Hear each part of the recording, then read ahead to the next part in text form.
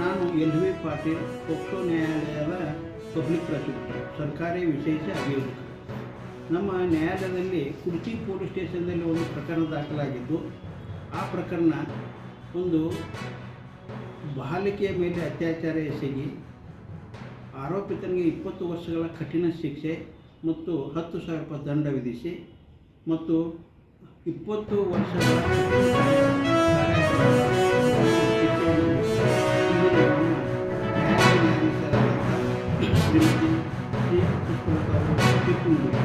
ಸದರಿ ಪ್ರಕರಣದಲ್ಲಿ 35 ದಾಖಲೆಗಳನ್ನು ಅಭಿಯೋಜನೆ ಪರವಾಗಿ ವಿಚಾರಿಸಿ ಮತ್ತು 46 ದಾಖಲೆಗಳನ್ನು ಮತ್ತು ಮುದ್ದೆಮಾರಗಳನ್ನು ಸಹಿತ ವಿಚಾರಣೆಯಿಂದ ಅದು ಕೃತ್ಯ ಸಾಬೀತಾಗುವುದರಿಂದ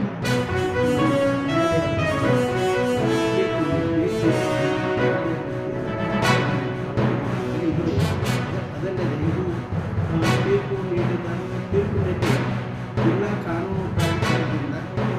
ನೊಂದ ಬಾಲಿಕೆಗೆ 1 ಲಕ್ಷ ರೂಪಾಯಿ ಪರಿಹಾರ ಧನವನ್ನು ಕೊಡಬೇಕಂತ ಆದೇಶ ಮಾಡಿದ್ದು ನ್ಯಾಯಾಲಯ. ಅದರಂತೆ ಇದು ಕೂಡ ತನಿಖಾ